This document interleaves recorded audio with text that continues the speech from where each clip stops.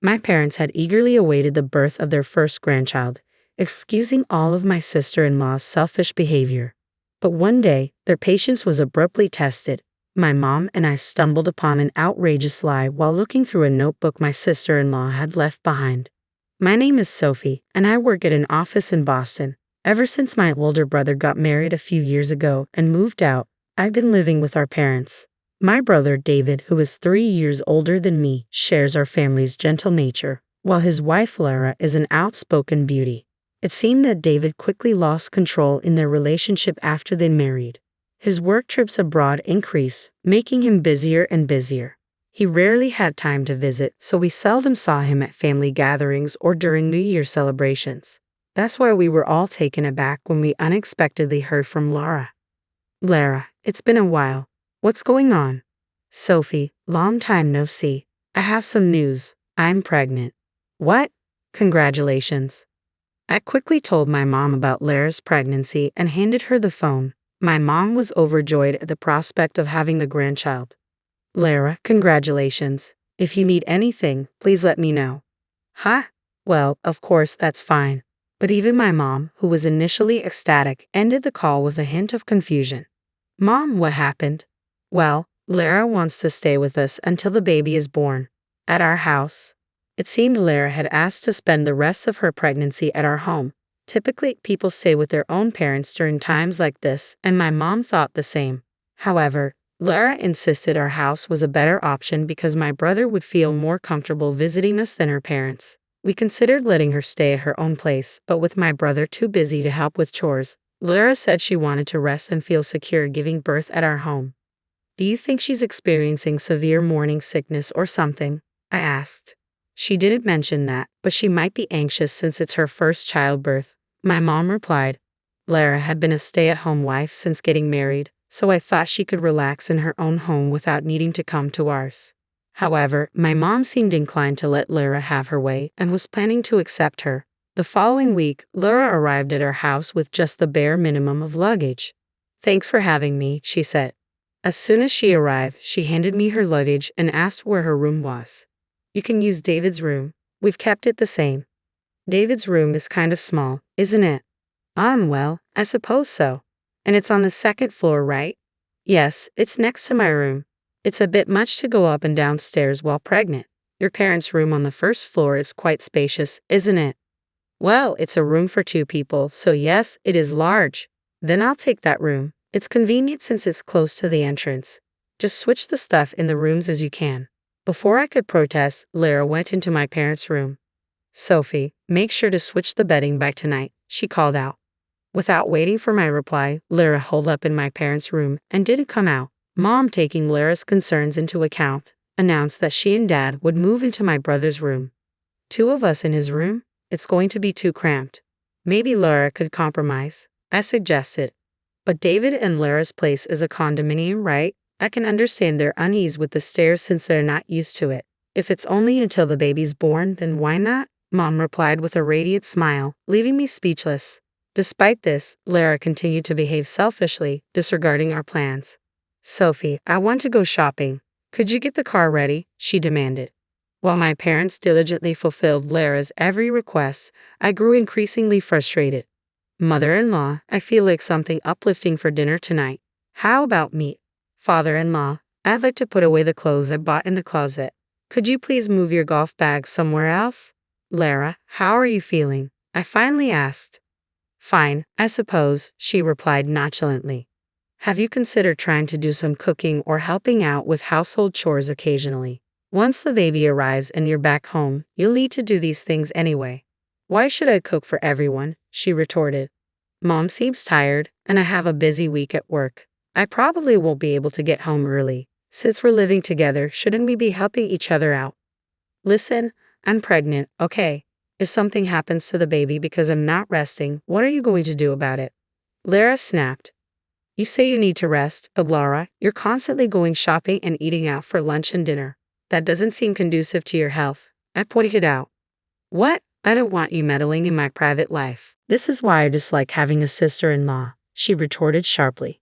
No matter what I said, Lara brushed it off, continuing to live carefree without lifting a finger to help around the house. When my brother came to check on her and I voiced my concerns, he offered little support, saying, "Right now, Lara and the baby's health are the most important." How long would this continue? Frustrated, I asked Lara about her due date and was surprised to learn it was still half a year away. Half a year, I exclaimed in disbelief. A few days later, with my brother at the dinner table, I couldn't hold back any longer.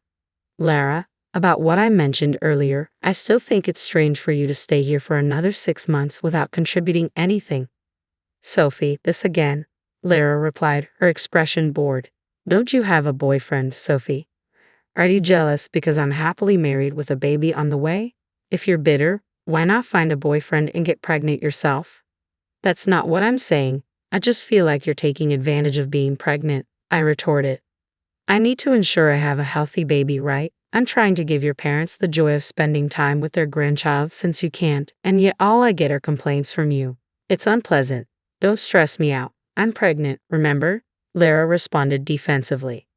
"Are you really thinking about our parents' happiness? If so, consider how hard it is for mom and dad with your selfish behavior. Do you realize how much they're enduring for you?" I pressed on. "I'm going to give birth to the heir of this family, so a little indulgence is acceptable, right? Or are you planning to give birth in my place?" Lara challenged. "Heir? Really?" I scoffed, unable to hide my disbelief. "David is the eldest son, so it's expected," she said calmly. "I see it as my duty as the eldest son's wife." "No, that's not what I'm asking," I interjected firmly. "I want to know if my brother is truly the father of your unborn child." At my words, Lara suddenly became fidgety. "What? Of course he is. What nonsense are you talking about? But if your due date is in 6 months, that means you conceived when?" I trailed off, realization dawning. Mom, who had been listening intently, looked visibly concerned. "Lara, is it true your due date is in 6 months? Have you been deceiving David?" Mom's voice held a mix of worry and disbelief. "Enough. No, you're misunderstanding," Lara snapped defensively. "When I said 6 months, it was just a slip of the tongue," Lara stammered nervously. "Then show us your electronic health record and pregnancy journal," Mom persisted calmly. "You should have printed copies from the hospital, and you always carry your journal, right?" David looked puzzled by our exchange, but sensing Lara's hesitation, he quickly retrieved the pregnancy journal and health record from his bag, handing them over to Mom. "What's going on? Show us the electronic health record. What's the issue here?" David asked, growing concerned. Ignoring Lara's protests, Mom opened the journal, her expression turning grave. Inside was a photo of Lara with an unfamiliar man, and the electronic health record didn't match up. "I understand now," Mom said quietly, her usual warm smile replaced by a serious demeanor. "Mother-in-law, please listen to me," Lara pleaded desperately. "Due dates can be uncertain, right? But one thing is sure, a baby will soon be born into this family. You were excited about becoming a grandmother, weren't you? As a token of my gratitude for letting me stay in your home, I promise you'll have all the time you want to hold the adorable baby." However, Mom, piecing everything together, responded coldly, "Leave our home immediately." "Leave? What about my unborn child?" Lara exclaimed. "Why don't you spend this time at your parents' house? I'm sure it will be less stressful without an interfering mother-in-law or a sister-in-law," Mom retorted, already dialing Lara's parents to explain the situation. "Your father is on his way here." Upon hearing this, Lara panicked. "My father? But why?" As my brother and father looked on with confusion, I carefully explained that based on the due date, my brother had been abroad during the likely conception period, making it impossible for him to be the father. "But if it's not mine, then whose child is it?" David asked, his expression becoming tense as Mom showed him the picture in the journal. "Is it the man in this photo? They look friendly together." "Is this true, Lara? Explain," David demanded, his voice filled with disbelief. "I have no idea what you're talking about. This is a set," Lara denied adamantly, retreating to her room and locking the door. "Lara," David murmured, still processing the shocking revelation. After some time, Lara emerged with a suitcase in hand. "David, we can't talk properly here. Let's go home and discuss this privately, just the two of us." "What do you mean we can't talk here?" Lara snapped, her frustration palpable. "Sophie seems to dislike me, and in the end, your mother is on Sophie's side. You're the only one on my side, David. You mustn't believe what these people are saying." I could see her strategy clearly. She intended to portray us as the villains and sway David's allegiance once they were alone. If I let things continue unchecked, Lara would keep manipulating my brother. Just as I was about to intervene, the doorbell rang. I hurried to answer it, finding Lara's father standing there. He had rushed over after my mother called him. From the moment he arrived, Lara's father's face was flushed with anger. "Lara, what have you done?" he demanded, his voice laced with disappointment and concern. He proceeded to tell us about the night Lara had returned home while my brother was stationed abroad. It coincided with a school reunion in her hometown, and Lara had decided to attend. That night, however, she didn't come back. Her father assumed she was catching up with friends, but the next day he noticed people whispering and looking at him strangely whenever he went out. Is there something going on?" When he finally asked the neighbor, they replied reluctantly, "Your daughter, Laura, she moved away after getting married, right? On the day of the reunion, she was seen leaving early with a man. What could it be?" That morning, Lara returned home. When her father confronted her about it, she flatly denied any wrongdoing. "We were just having a good time, and I ended up separated from the group. Maybe someone mistook the situation," Lara explained casually. "So there's nothing to worry about then, right?" her father asked, hoping for reassurance. "Of course not. I'm already married, Dad," Lara replied confidently. Though uneasy, her father chose to believe her story for the time being. However, it would soon become clear that Lara had been deceiving not only us but her own family as well. "Is it true that you're pregnant? Is the baby from your affair?" It seemed Lara had kept her pregnancy hidden from her parents, possibly out of fear that her affair with a classmate would be exposed. This secrecy was damning evidence of deception. Why would she lie about something so easily discovered? Stunned by her brazen falsehood, I struggled to comprehend as Lara began to justify herself desperately. "Everyone will adore the baby once it's born. Even if they learn about the affair later, if they've already embraced the child, they won't cast me out.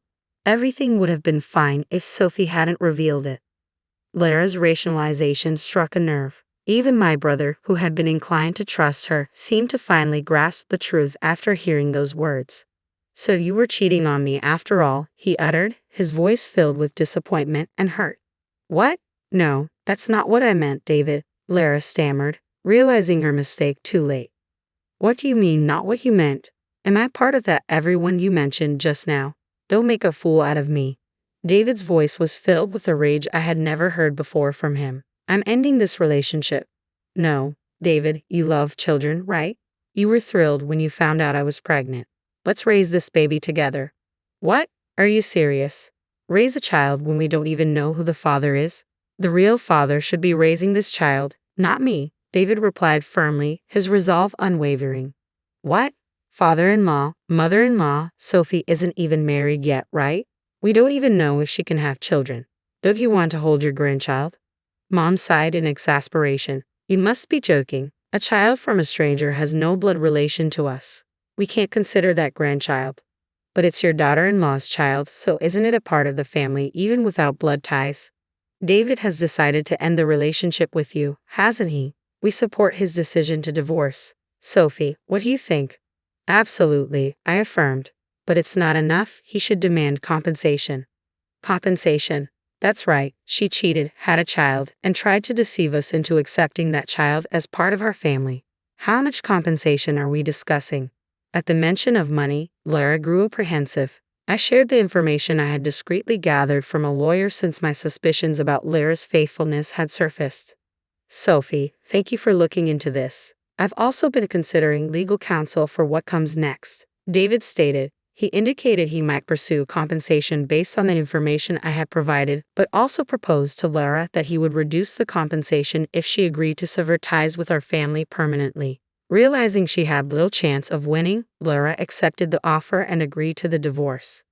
"Now, please gather your belongings and leave." "Okay, Dad, let's go home," David said, signaling it was time to depart. "You can't come back to our house." "What? Rumors about your affair haven't stopped in the neighborhood. We won't allow you to bring more disgrace upon us by returning home pregnant like this. You're no longer welcome here. Go to the man you cheated with." Lara broke into tears and clung to her father, but his resolve remained firm. There was a reason she resisted this decision. It turned out her classmate with whom she cheated was unreliable and struggled to hold down a steady job. Now, Laura had no choice but to rely on him, a man she never envisioned marrying, let alone living with.